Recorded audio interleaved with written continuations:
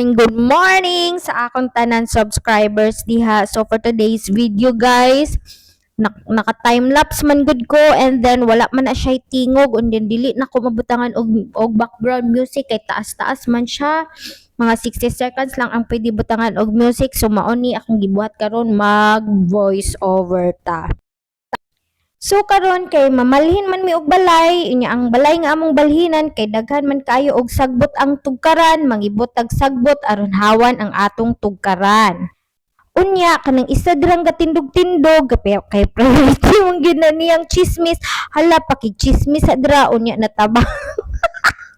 Unya natabang og pangibot og sagbot og gikuha na niya akong jacket guys kay motabang na siya gibot og sagbot kay napula na siya chismis. Wala pa gyud siya nahuman guys, nagvideo-video nagtanaw-tanaw pa gyud na siya og video. Mauna siya guys, dugay kaayo na siya maibot ana iya ang cellphone kay priority gyud na niyang chismis ang cellphone kanang mga video nga iyang ginatan-aw sa iyang cellphone. Mao nang pag naami trabahon sa balay dugay gyud kaayo mi mahuman. Unya karon kay nakita naman niya nga ang anak sa tag-iya sa balay nga among abangan kay ning tabang naman og ibot og sagbot, naikog na siya. Mo na siya ning tungko ibot po siya sagbot gamay pero ni undang kay nagchismis pa o tudlo-tudlo pa siya. Gatudlo-tudlo pang panghak mura pagkorek ang among giistoryahan anak kay kato amo ang kuan amo ang daan nga boarding house. So si Hana diha siya kabantay nga naay kuan ay nag time lapse diha kay ka-vlog giron man ni iyang mga tenant.